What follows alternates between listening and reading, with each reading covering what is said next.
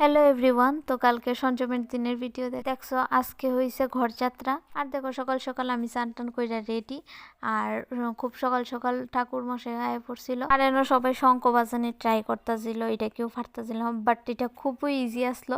আমরা কেউ প্রথম পারতেছিলাম না। আর এখানে দেখো রিচুয়াল সব স্টার্ট হয়ে গেছে, কি কি নিয়ম করুন লাগে।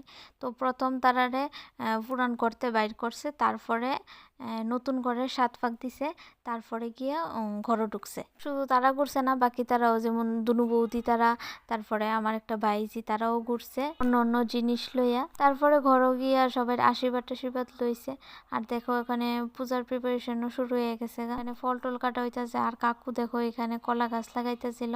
দেখো পূজার সব রেডি। আর ঠাকুর মশার বই আছে পূজা। আর এখানে মামি ধূপ জ্বালাইতেছিল। তারপর যে সমকা অর্ধেক পুজো হয়েছে, আমরা লইতেছিলাম আশীর্বাদ। তো বৌদিরে কইতেছিলাম একটু ভিডিওর মধ্যে দেখো।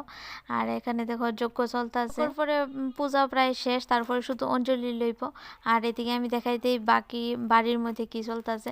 তো সবাই কয়েকজন পাড়ার তারা আলু কাটতেছিল। আর এখানে দেখো খিচুড়ি বুয়ানির প্রিপারেশন চলতেছে। ওইদিকে দেখি যজ্ঞ শেষ আর সবাই অঞ্জলি লইতেছে।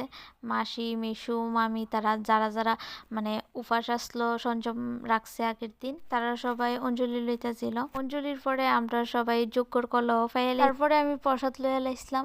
আর এটি দেখো বুকের পায়েস আর খিচুড়ি আসলো। এর মধ্যে দেখি মা আর ছোট মামিও আয় পড়ছে।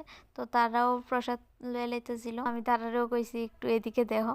তো আজকে ভিডিওটা এতটুকুই, বাবা দেখা হইব আজকে রাত্রের ভিডিও লই।